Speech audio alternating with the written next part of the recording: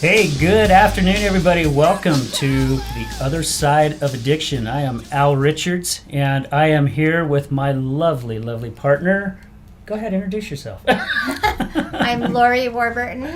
I am Lady in Red, first responder, here to talk to you open and honestly, like we always do each week, and looking forward to our guest speaker this day. we got a good show today. Mm-hmm. Yeah, definitely. So I would like to introduce our speaker today, a very, very special speaker in my eyes. Darlene and I, well, let me introduce you first. Darlene Shultz with USARA, and also the family support group, which we will talk about a little bit later. But Darlene, thank you so much for being here with us today. Oh, I appreciate the invitation. I think it's really important that we get out everything, the things that we need that have worked for us. We need to get that out to other people so that they can get the support that they need. Yeah. So I appreciate the invitation. Well, and it's funny even how you and I met, because I was on a video call, and it happened to be with Tiffany. And lo and behold, while I was talking with Tiffany, my wife happened to be home, and she's like, "Who are you talking to?" And I said, "Oh, Tiffany Nacarado." And she goes, "You gotta be kidding me. She was my life coach when I was at Pathways." I'm like, "Are you kidding me?" So, anyway, small world. Yeah, isn't that something else? And then when I was talking with Tiffany, she was telling me about the craft group and gave me your information, and that's kind of how things got rolling with us. So, Lorie, have you heard of the craft group at all? I have not until you had mentioned it, and I was very, very grateful to hear about. Al and I have talked several times about how important it is to have the right type of communication when you're dealing in any type of problems with addictions, families, just depression.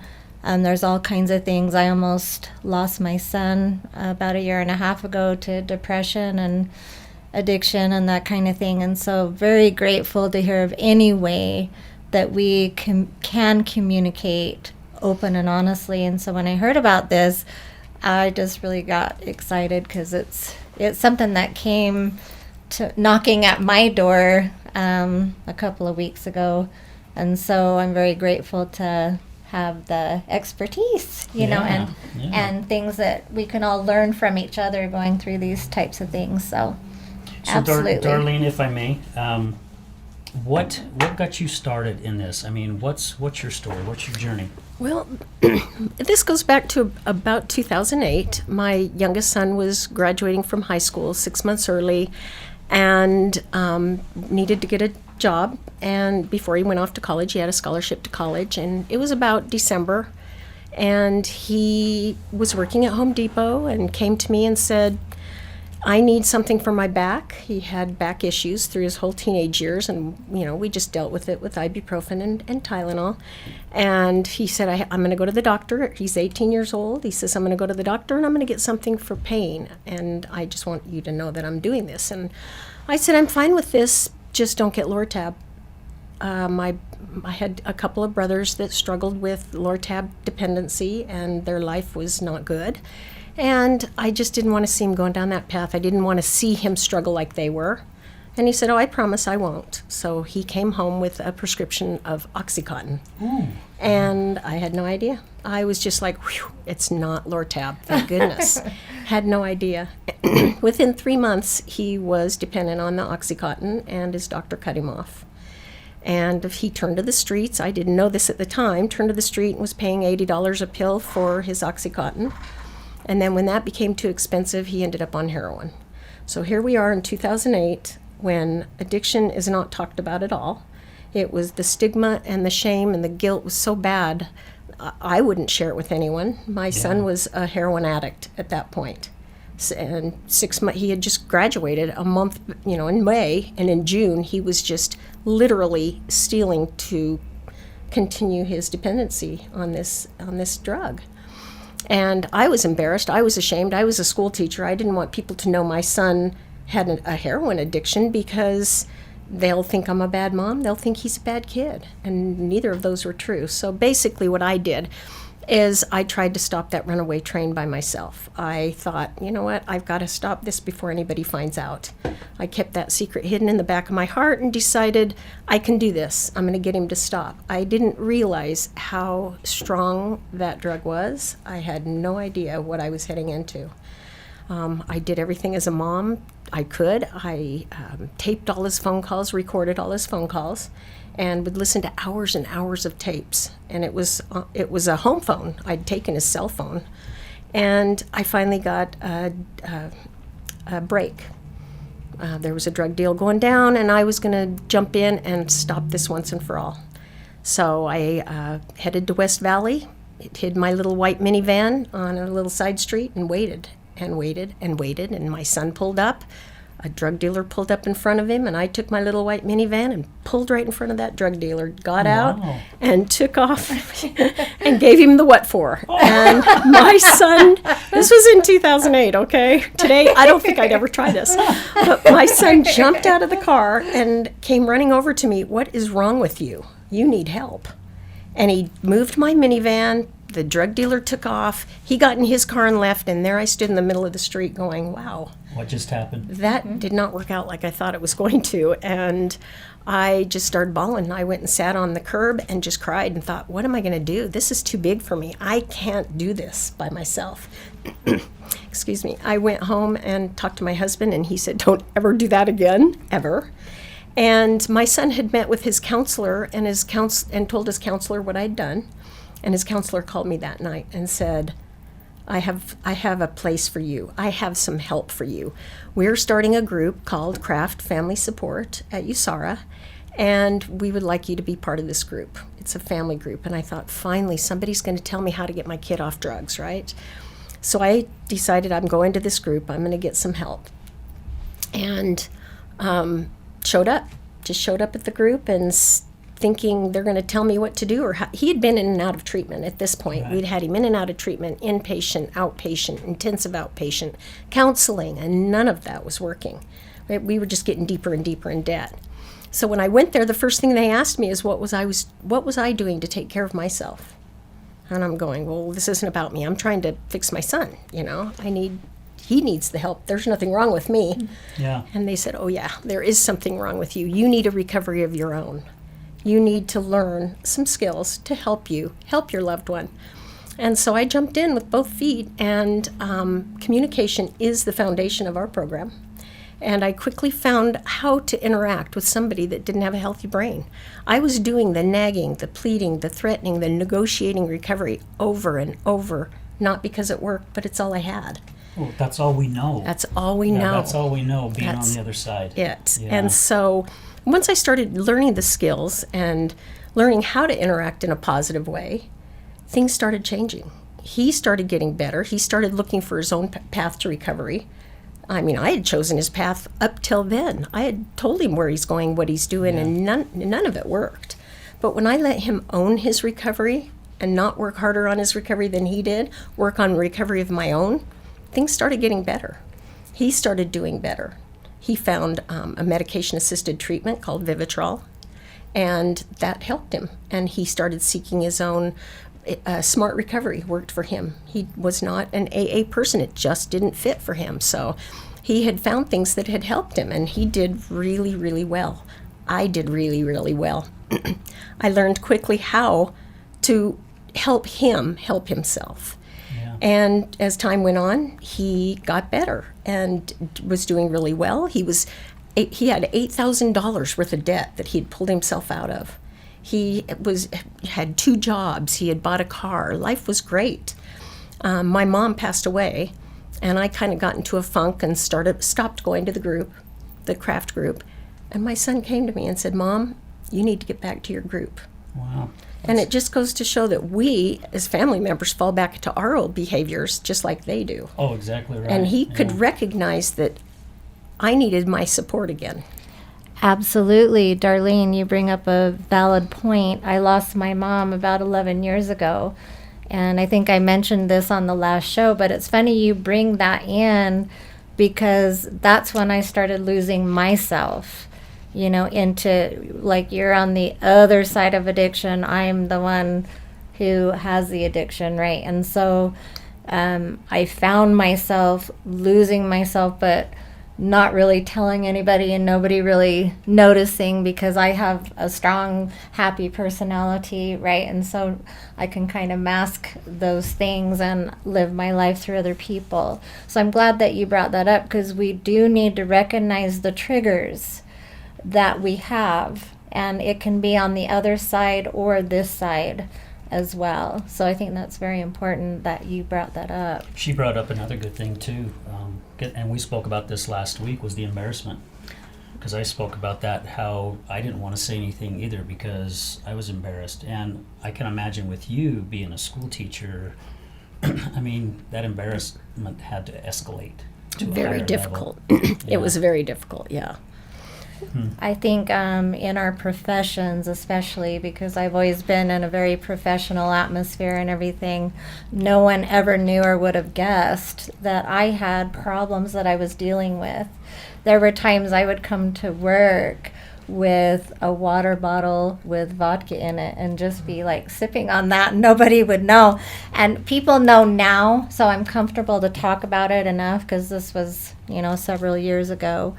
But when we're going through things that we're embarrassed of and we don't know who to reach out to, because, I don't like people to see my weaknesses. But once I realized reaching out was actually a strength instead of a weakness, we need that to keep going. So, Well, and that's one of the things that I learned in this program is every time you share your story, the sting diminishes. Yeah. And I had to do that over and over. And even though it was embarrassing, and opening up to people, my coworkers, and letting them know what we were going through as a family was actually helpful. I wasn't Absolutely. judged. They were there to support me, and I didn't realize that I would get that type of support. Can I ask a question? Sure. So when I started sharing my story, it's like cockroaches were coming. I mean, not saying that they're cockroaches, so I hope no one takes it that way. But that's what it I know seemed what you're like. saying. So many people started coming up to me and pulling me off to the side, going, "Hey, I don't know if you knew this, but I had an addiction, or my wife, or my son, or my daughter, or whoever." Did you find that same thing? All the time. Once I started talking about it, people would come up to me, and you're right, it was my friend, my sister, my brother, my son, my daughter, and they were where I was, and I got that. And I think sharing your story is important. I think it's important not only for yourself, but you're helping so many others as well. Yeah. And the other thing I was just going to say is sharing my story. Everybody knew my story. They knew what was going on with my son, and they knew my son. They knew he wasn't a bad kid. And that's when we say recovery is not about making a bad person good. It's about helping someone sick get well. Yeah. And when everybody knew, fast forward to I'll finish my story really quick. My son had his ups and downs, and he did really well, and he would have a setback, a lapse, and he'd try to get back into it, and he did great. In 2012, he did have a pretty bad setback, and we had just celebrated his 150th day again of recovery. Things were going well, and he hit a little bump in the road, and he overdosed. And I did lose my son in 2012. Oh no. But so sorry to hear. And the thing about what I'm trying to get to, I guess, is that sharing my story was important because at his funeral, we had over 300 people show up to this boy's funeral going, you know what, he worked so hard. We were, watching him. He did so well. Instead of hearing the whispers in the background, did you know he overdosed? Did you know he was a drug addict? He wasn't. He was a person that was loved by a lot of people, and he's my inspiration today to continue doing what I'm doing, because why would you want to go through this alone? I did that, and it wasn't fun at all. So to have that support and to be out there and him inspire me every day to help those out there that are trying to do this alone, you don't have to do this alone. It's too hard. It really is. You just gave me chills. Some of that just brings a lot of reminders home to me. And I wasn't always the fantastic mom, and it was hard on my kids, and I didn't realize that.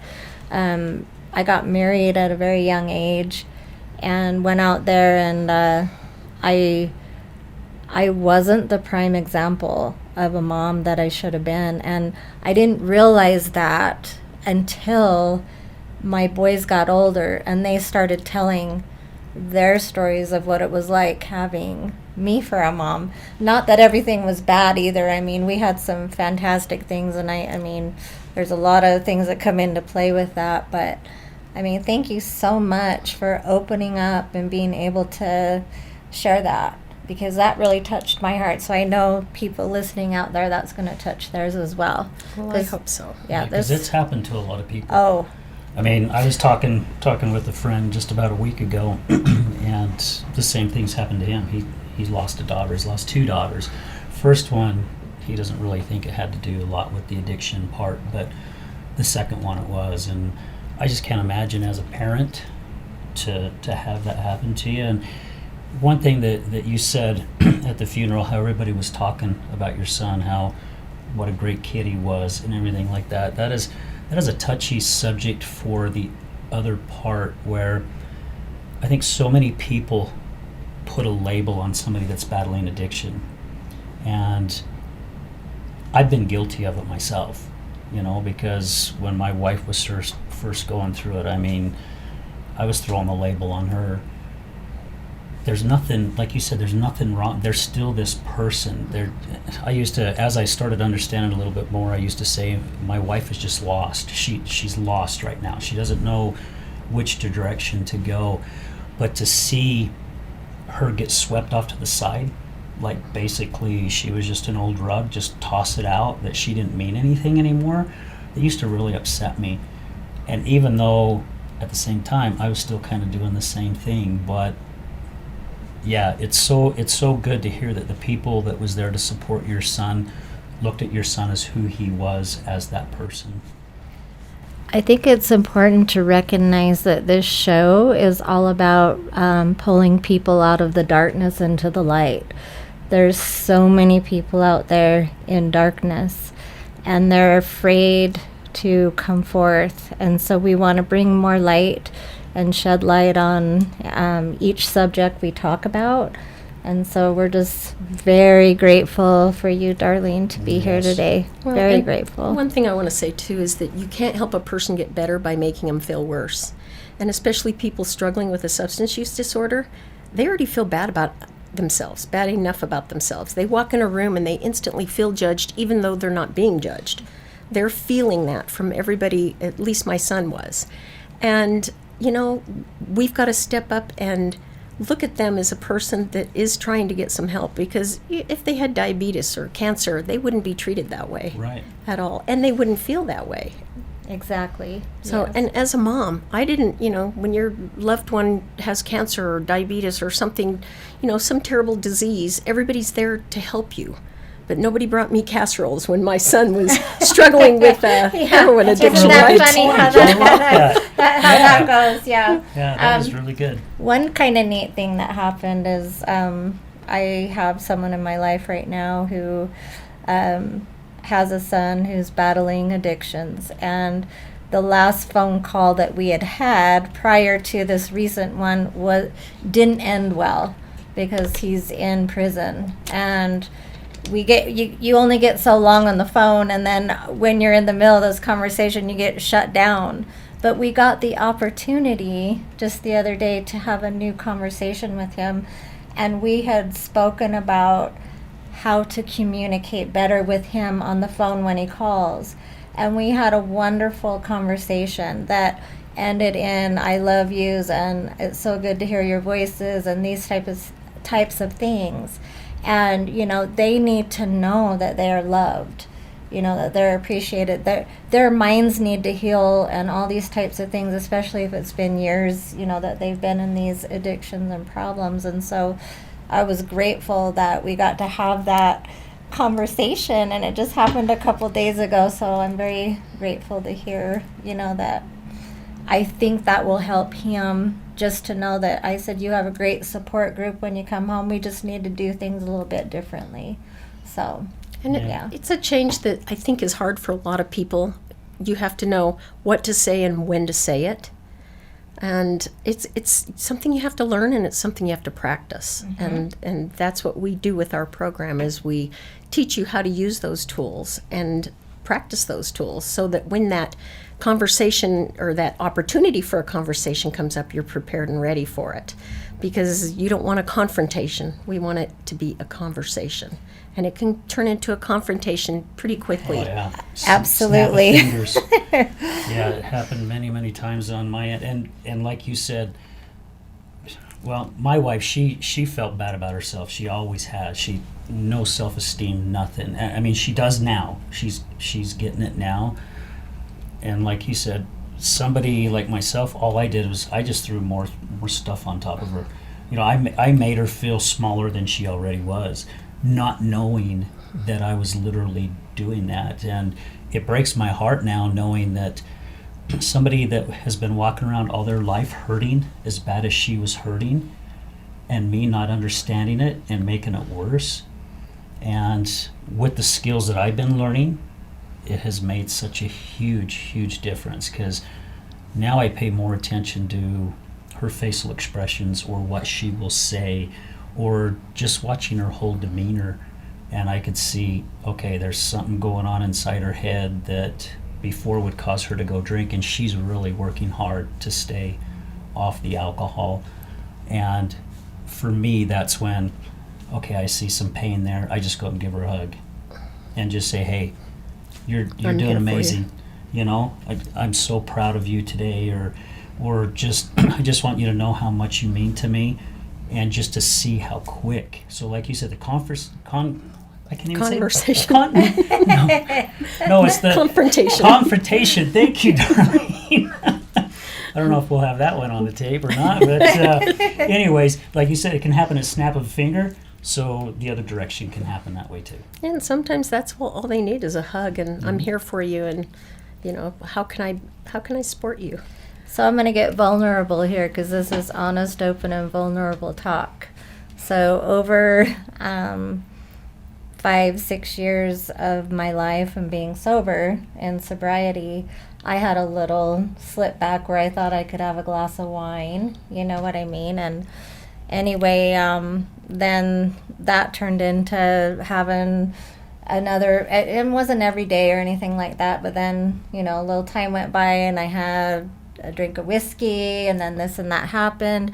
I happened to call my brother, and he was like, hey, it sounds like you're not sober, whatever. And then I have a son who's a highway patrolman, and instead of, my brother literally lives like 7 minutes away from me, instead of him coming over and having a conversation with me, he called my son, and it was quite an ordeal and turned my world upside down. What I need for people to understand is, all those years ago, I was purposely killing myself with alcohol because I was embarrassed about life, right? And I think I opened up about this last session, so I'm sorry if I'm repeating. But the interesting thing about that was, I got this bam, bam, bam, bam, bam on the door after 10 o'clock at night. I'm like, what's going on? And my boyfriend's on the FaceTime with me. He's like, oh my gosh, who's at your door? I'm like, I don't know. I said, only people that knock like that's my church friends. Maybe they're trying to see if I'm all right or something. I don't know. And I was surprised to see my son come in with his wife. They started going through all of my stuff, and I mean, it just was not a healthy, I was not in a place where I could have an honest, open communication with them. So immediately my walls came up and I wasn't honest. And they knew I wasn't being honest. My son's a human lie detector. Actually, so am I. So I'm like, I was scared to death because of the way they approached me. But interestingly enough, you know, a few weeks later in that, we've all opened up to each other because of everything we've been through, and learned to listen a little bit better, saying the I'm sorry's, you know, we should have went about this a little differently. I was able to share my opinions on how I felt, you know, we're working through that. So I was nowhere near where I was then, And it's just, like you say, communications. Very important, because you can drive someone to do even further in just by telling them. I mean, at one point, I had 2 of my family members say, well, you're just back to 0. You're a 0, and That's not helpful. That was not helpful at all, and now we realize that. So I can't wait to hear some tips and some wonderful advice that you have for us here today. So Yeah, so, excuse me, so we're going to take a little break here, and when we come back, let's discuss that. I think that is a really good idea, because some of the things I've heard on the group as well, I've learned how to use I statements and some different things. So after break, let's come back and let's discuss that. So people stay with us. Great. Learn how to have better communication with your loved one that's battling addiction. This podcast is brought to you by High Point Coffee. How do you start your day? Start with a cup of High Point coffee. Whether you want it iced, blended, or hot, High Point's got you covered. Located in West Jordan at 1735 West, 7800 South. Also, with our partners in Oxford, Mississippi. What's your High Point? Hi, this is Tamara K. Anderson, and I want to share something special with you. When our son Nathan was diagnosed with autism, I felt like the life we had expected for him was ripped away, and with it, my own heart shattered as well. It's very common for families to feel anger, pain, confusion, and anxiety when a child is diagnosed. This is where my book, Normal for Me, comes into play. It shares my story of learning to replace my pain with acceptance, peace, joy, and hope. Normal for Me has helped change many lives, and I'd like to give this book to as many families as possible. We've put together something I think is really special. My friends and listeners can order copies of my book at a significantly discounted price, and we will send them to families who have just had a child diagnosed with autism or another special needs diagnosis. We will put your name inside the cover so they will know someone out there loves them and wants to help. I will also sign each copy. You can order as little as 1 or as many as hundreds to be shared with others. So go to my website, tamarakanderson.com, and visit the store section for more information and to place your order. You can bless the lives of many families by sending them hope, love, and peace. Check it out today at tamarakanderson.com and help me spread hope to the world.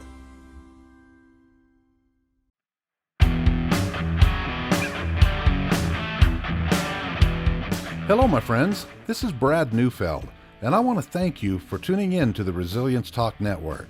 You can listen to my show, Resilience, every morning, Monday through Friday at 8 a.m. Mountain Standard Time. On my show, we will be discussing what it takes for you to overcome the day-to-day challenges that all of us face in life, as well as some of the devastating ones that may lead us to feelings of hopelessness and despair. It's my goal to provide you with the tools and skills that you need to overcome anything that is thrown your way. To find out more about my show, visit our website at www.resiliencetalk.com. That's www.resiliencetalk.com. And as always, until we meet again, go for everything that you want in life and make it happen.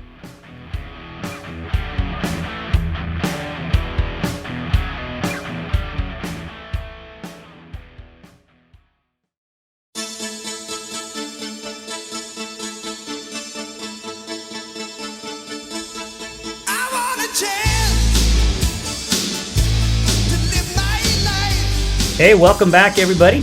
We are here with a special guest, Darlene Shultz. So before we went on break, we were talking about communication. Is that right?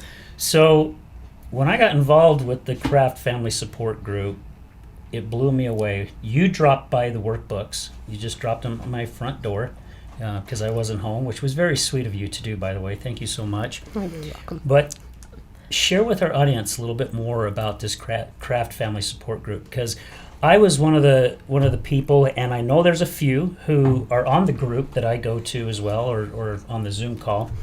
where there are other programs out there, and they work for some people and they don't work for others. Like Al-Anon didn't work for me. It just wasn't a fit for me, but I have definitely found a fit for this craft group. So share with us what the Craft Family Support Group is all about. Okay.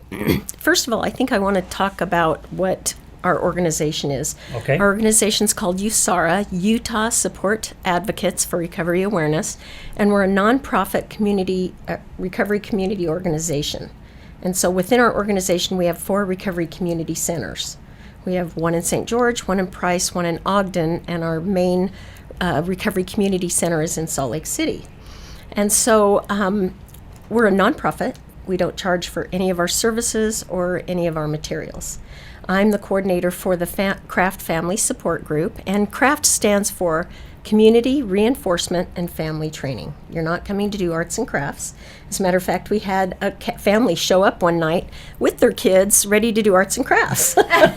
So it's a little different. And I think you shared that with me when we spoke on the phone. She goes, we're not going to be making like doilies or anything like that. No, we are not. So about 10 years ago, we had one family support group held at USARA, and families could come and get the book. We use the book, Get Your Loved Ones Sober, Alternatives to Nagging, Pleading, and Threatening. We don't focus on this word sober, the title. We focus on that subtitle, the alternatives to nagging, pleading, and threatening. Because like I said, that's what we do as family members over and over, not because it works. It's all we have. So we tell people, come and learn a new approach. Come and learn some new communication tools that can help you help your loved one. And so we... throughout I guess I should go back to 2017. I retired as a first grade teacher, and our director brought me on to expand our craft family support groups. And before COVID, we had 17 groups in 12 different Utah counties throughout the state. So we had a really good program moving quite well. COVID hit, and we had to pretty much shut down all of our groups and do them on Zoom, which has actually worked. People like to be in the comfort of their own home. And our challenge there has been getting the materials to them. But, we have a book and a workbook that we provide. But again, like Al said, I took a little baggie and put the book and workbook in it and left it on his front porch. Yeah. We also have people just meet us at the Recovery Community Center in Salt Lake at USARA and pick up the materials there so that they can attend the group. And now that COVID's over, we are starting some new in-person groups. We're starting one at Red Barn Academy in Farmington. In-person group will start on April 11th, and then we're going to start an in-person group at USARA in Salt Lake on April 14th. So in addition to the Zoom meetings, we'll have those in-person groups. And basically what our group consists of is we have the family members join in, and our 2 facilitators, our Wednesday night anyway, our 2 facilitators is a husband-wife group couple. And they attended our group in person a year ago, and then decided in August they liked this group and it has helped them so much with their loved one that they want to turn around and help others. So they became trained and became the facilitators of that group. It's not hard to find people to help us out with this because the group and the skills that they learn help them so much, they want to turn around and help others. Yeah. So the like I said before, communication is the foundation of our program. We teach that and talk about it in every single group meeting that we have. Learning how to interact with somebody that doesn't have a healthy brain is really important. You have to know what to say and when to say it and how to say it. We want to have those conversations over the confrontation. And learning the skills that we teach are super important. We talk about pious statements.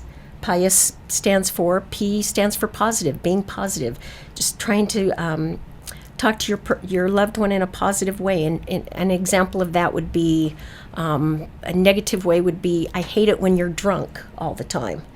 Rather than wait until they haven't been drinking and turn around and say, I sure like to be with you when you're like this. You don't even have to use the word drunk or sober or any of that. Yeah. They know what you mean when you say that. And just teaching that and practicing that is super helpful. the I for pious stands for I statements, like Al was talking about earlier. Those are tough. It's tough to come up with I statements, and one of the things we do is we have people write out some I statements. The biggest way to start a fight in a situation is to start with the word you. It puts your loved one on the defense right off the bat. So Yes, you it want to does. turn it around and make this more about you. I feel, and tell them how you feel about something. The first time I did this, it was tough, and it had nothing to do with my son and his use. It was his swearing. He swore all the time. I mean, every other word. It drove me crazy. And I would tell him, I hate it when you talk like that. Why do you have to speak like that? Why does every other word have to be a swear word? You know, quit swearing around me. And nothing changed. And so when I was going to this group, I formed an I statement that I thought would be helpful. And I was going to try it out. And he swore, and I said, I feel very uncomfortable when you use that language around me. I would like you to try not to swear around me if that's possible. And he looked at me and said, oh, I didn't know it bothered you. After all those times I had said that, he didn't hear a word I said. Absolutely. And it did help, and he was more careful from then on, and he'd still swear and go, oops, sorry, Mom. But that worked, and I was so surprised how well that worked. But it took practice. I had to write that out and practice saying it in the mirror and saying it while I'm driving in the car. It doesn't just come off the tip of your tongue. So that's one of the things we really work with our participants is forming those I statements, practicing them, and having those available so that you're ready for that type of communication. The U for pious stands for understanding, showing understanding, that you understand what your loved one's going through. And then the S is for sharing responsibility, not for their behavior, but for the relationship. So we talk about pious statements every single week. We have family members come in and say, this happened. What can you do to help me with this? This is what I've done this week, or this is how this argument turned out. And you've got a group of people there that have walked in those shoes that can offer those suggestions. Well, this worked for me, this didn't work for me, and help the participants get to that next step. Yeah, because I've noticed that some of these people, their approaches have been different, but yet they're the same, if that makes sense. It totally makes And that's sense. what I love about the group, is because you get the suggestions from so many different people. Because there's, as the old saying says, there's many ways of skinning a cat, basically, and it's true. I mean, what may work for one person may not work for the other one, but if somebody else throws out a suggestion saying, well, yeah, that one didn't work for me either, but this is how I handled it. And every week when I get on class, I'm hearing people saying, oh my gosh, you will not believe what just happened last week. And they're sharing, exactly what the class teaches you. They're using it, and people are going, I'm seeing a difference. It literally is making a change. And it's so weird that just changing a few words around, what That's that all does. it takes. Yeah. Yeah, and an example I have too, I had a mother show up at one of our in-person groups, and I always say, what brings you to our class? How did you hear about us? And she said, I just need to know how to communicate with my son. I just can't. He and I are like oil and water. We start going at it, and I say the most horrible things to him that, I end up crying myself to sleep every night, and I'm sick of it. I need to learn some skills to help me communicate with him. And I said, this is the perfect night. We are on our communication chapter tonight, so you couldn't have picked a better night. And so she sat through the class, took pages, literally pages of notes, and was so excited to go home and try this on her son that did not live with her. And so a couple days later, she gives me a phone call. She says, I can't wait till next week. I've got to talk to you. I used my pious statements. I was positive. I used my I statements. I showed understanding, and I shared responsibility. She had it down, and I was like so proud of her. I said, that is so great. She did her homework. Yes. I said, so how did that work out for you? And she goes, oh, he flipped me off and stormed out the door. But I didn't cry myself to sleep that night. Wow. Isn't that So, interesting? yep, there you go. Can she I ask felt you better. a question? Sure. What is a way that we can get on a Zoom link or do something like that for those of our listeners, people out there who are wanting to understand more about this? Because sometimes we can't get down to Salt Lake, right? So how could we possibly connect with you guys So on that you level? can contact me directly, Darlene. My phone number is 801-599-1667. Or you could get on our website at myusara.com. That's myusara.com. And go into the support link. Go to the support link down to the family support, and it'll take you right to our craft family support page that can get immediate help. That is so neat. I really do. I have chills throughout this whole conversation. So I think this is a beautiful, beautiful segment. And I'm It is. so And- happy that you're willing to open up about your story and share with us about this, because it's not easy to do sometimes. No, it isn't. And there are not a lot of options for families. You know, like Al said, people can do Al-Anon, and I did Al-Anon, and it was helpful, but it didn't help me help my loved one engage into treatment. And that's what this program is all about, is what can we do, what things can we do that are helpful? How can we learn, whether, you know, they get better or not, we need to keep that relationship intact. One other thing is, what can we do for you as a community to help you guys, where this is a nonprofit organization? You know, what can we do to give back to you, because you're giving back to so many people, and that's a good question, really, Lorie. really important Yeah. for this show, and for, because we really want to highlight on those types of things. We So. definitely take donations, since we are a nonprofit, and we're funded by the state. My program is funded through the state of Utah through grants. And one of the things, we are working with the University of Utah.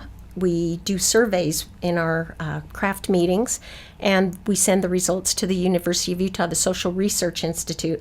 And what they're doing is they're taking the results and showing the effectiveness of our program. I know my program works. I know this program works. I see family members coming. I see them get better. I see their loved ones getting better, and change is happening. But we needed some proof to show the state that this program is effective and it's working and helping people. Family members are gaining the knowledge and the skills to help their loved ones and themselves emotionally, physically, spiritually, everything. So, and the results have come back showing some really good things happening with our Some program. positive results. Very I positive love it. results. I love it. Where is it that I saw the graph? So there was a graph that I remember. Oh, with the that was research, probably and I in was our shocked. that's probably in our workbook, Is that- and it is that where I shows saw it? that's Okay. the Robert Myers is the author of the book that we use, Mm-hmm. and the book is old. It's clear back from 1996, I think, and we still use that book because the content is important. The language has changed, and we wrote a workbook to go along with the book with more updated recovery language in it. So. Inside the book, it does talk about the study that he did comparing, because there's not, like I said, there's not a lot of options, so we don't have a lot of family programs to do a comparison. It compared Al-Anon, Johnson Institute intervention, and craft, and it showed the results showed that 70% of the people that were attending the craft group help their loved ones engage into treatment. But then, that doesn't mean, hey, we're way better than Al-Anon. Don't go to Al-Anon. Al-Anon's not designed to help your loved one engage into treatment, where craft is designed to move your loved ones into treatment. So they're different programs, so the comparison is not 100% fair. Right. But, if you want to be there and help support your loved ones and engage into a treatment or recovery process, then craft is the program for you. What I like about the book, and there's some nights I'll just grab the book and sit down and read a chapter that we studied the week before. But what I really like about it is it gives you examples. I mean, as I was telling you before we went on the show, some of the stuff that I was reading, I'm like, oh my gosh, yeah, this brings back memories. Exactly. You're like, I've been there. I'm the wife that's nagging on the husband, which is vice versa. But yeah, and then as you go through this little workbook, and then it also gives you examples. Okay, well, is this the way that you would have reacted? Or should you react this way? And it really starts you thinking. Again, it uses I statements and other different things, but that's what I really like about it, because it's just not talking about it, it's giving you those examples. And somebody like me, I have to have everything drawn out right in front of me for me to understand. And those real So, life yeah. experiences, and be able Yeah. to, one of the things we do is we have you write out your last argument or disagreement with your loved one. Mm-hmm. And then we rewrite that, because most of the time those same arguments come up again and again. And the next time you'll be prepared for that argument. That's my 3-day rule, just like I talked about Yes, on it our is, last yeah. podcast. Yes. There's a 3-day rule for me, but I just, one thing you touched on, Darlene, was there's kind of like 3 legs, I believe, in every person to stay healthy, and that's spiritual, mental, and physical. And when you're walking around on 2 legs and you don't have that 3rd leg filled up, that's where things kind of go awry. So I like that your program brings all of those things into play and lets you touch base on that, because without that spiritual side, I feel that you really can fall farther in.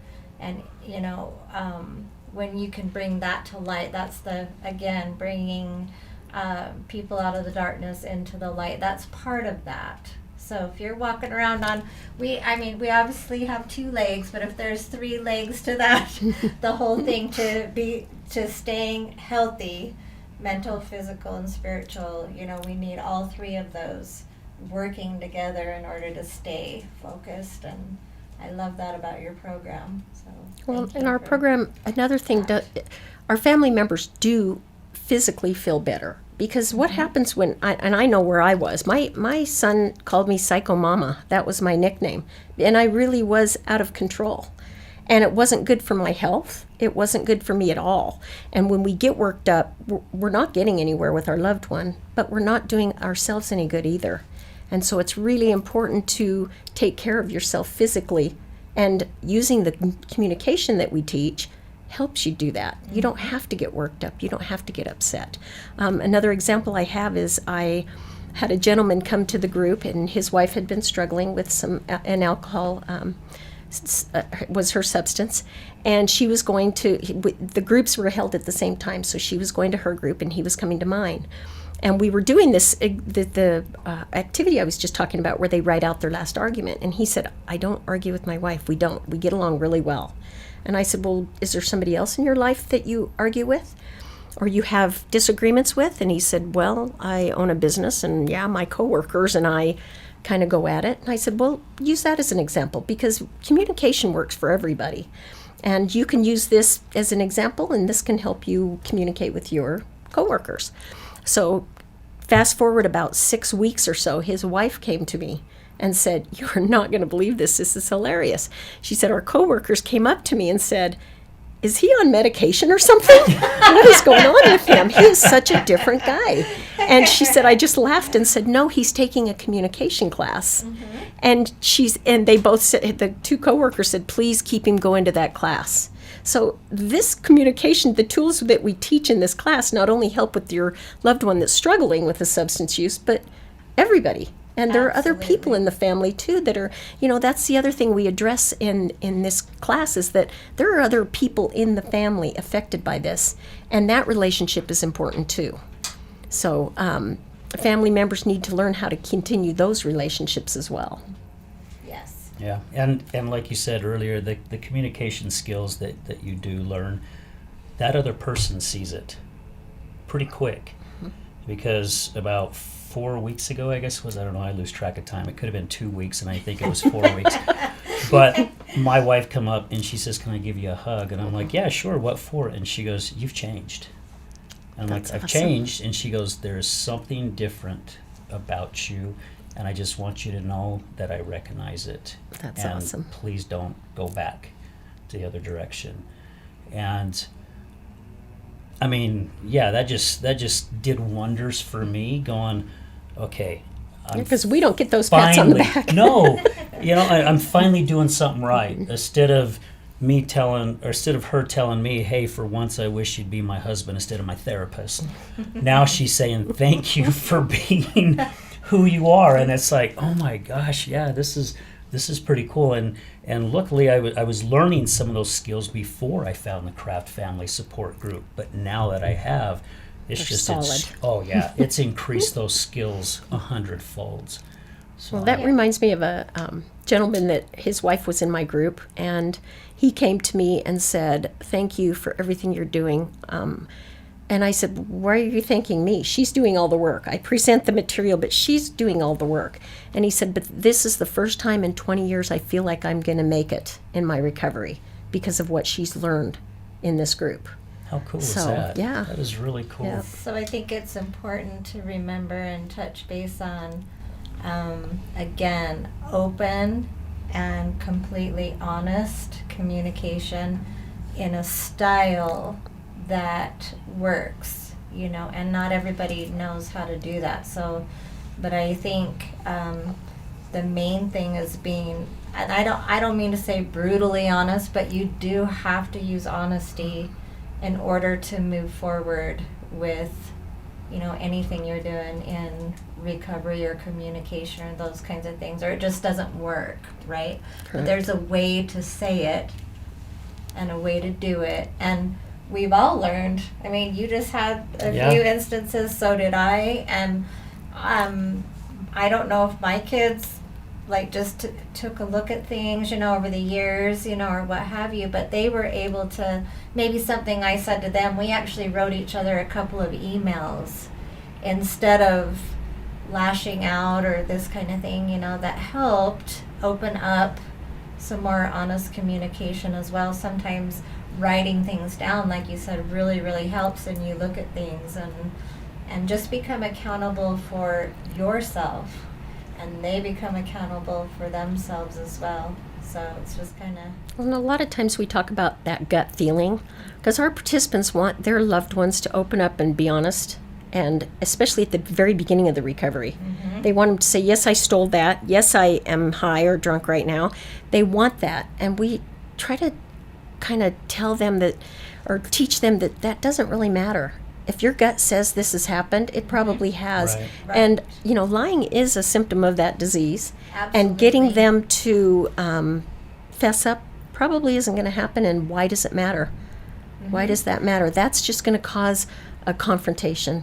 Right. Turn around, walk away, But eventually they understand as it grows, as your communication grows, how important that becomes. And then becoming humble and honest, and all of that comes into play later down the road. Absolutely. You know what I mean? It does. And sometimes too much, and you go, okay, no, I don't want to hear anymore. La, la, la, la, la. Just do that. That's enough. But you're right. Sure. That does come down later. Yeah. Yeah. And Yes. Well, guys, this is some really good stuff. I mean, what a great show. So we're going to take another quick little break. And when we come back, Darlene, if you will please share again contact information, how people can get a hold of you or how they can get a hold of the materials, that would be great. So hope you guys stay tuned in to the other side of addiction. Thank you.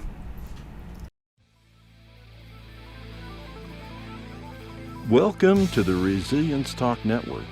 My name is Jay Walter, and I'm the host of Rebuilding, heard every weekday night from 6 to 7 p.m. You can listen in and learn how to face your fears, overcome obstacles, and make dreams a reality. So listen every weekday night from 6 to 7 p.m. right here on the Resilience Talk Network.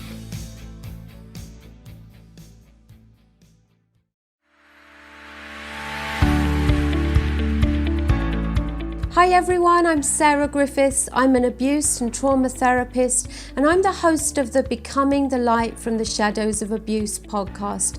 And I invite you to join me every Monday at 7 p.m. Mountain Time, right here on Five Kingdoms Radio, where I share stories to inspire women who are stuck in their abuse story and situation. And if you want to help me make an impact and bring about change and have a story to tell that seems to fit the bill, then please come on my show and share for others to benefit. And you can contact me at my email, sarah@sallyg.com. That's sarah@sallyg.com. And I really look forward to hearing from you.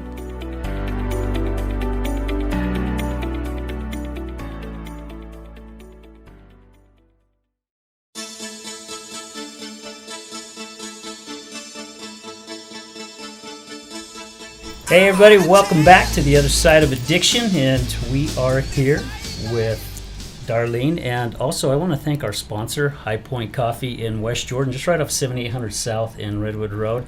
I tell you what, they've got some of the best coffee around, and my favorite is the chai. I used to go in there and order a chai tea, and then someone says, chai is a tea. I went, oh.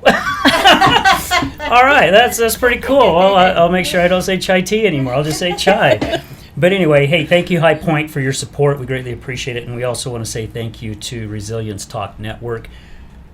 Without these guys, this wouldn't be happening right now. So thank you all. Greatly appreciate it. So, Darlene, please share with everybody how they can reach out to you. And, I mean, if somebody hears this today and needs your help, how would they contact you? So we have a phone number, 385-528-1300, and that will connect you. You can call or text that number, and that'll connect you with a family support facilitator, and they will either get back with you right away or within, for sure, 24 hours. So you can also go on USARA, myusara.com, and find this button as well. So, yeah, reach Okay. out. Don't go through this alone. Way too hard to go through alone. Yeah, and I'll vouch We're here. for it. It was definitely worth it. I mean, yeah, at first I thought I was going to have to be in it like 3 days a week, and then I found out I could just pick, because you kind of Yeah, do like an introduction, right? You Yeah, do we do one an day that's intro an group. introduction to make sure that it is a fit for you. And after that intro group, I actually was curious. I'm like, okay, I got to hear a little bit more about this, so yeah. Yeah, It's just been some come to the wonderful- group, and that's the hardest thing is people hear about it, and it's just taking that first step. It's really hard to take that first step, but jump in with both feet. We'll take good care of you, I promise. It's worth it. Lorie, is there anything you'd like to add?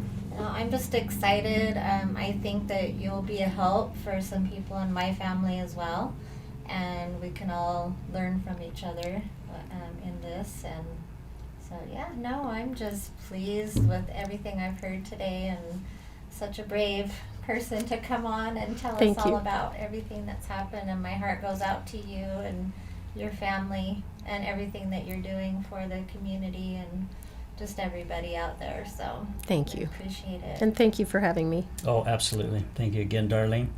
Everybody, hope you enjoyed the show. Please tune in next week. We're going to have another awesome show for you. Hopefully we'll have another guest, but if not, Lorie and I will be here to entertain you and make you giggle or laugh or cry, whatever happens that day. But again, hey, thank you everybody for being here today. If I could Greatly. also just give my phone number as well.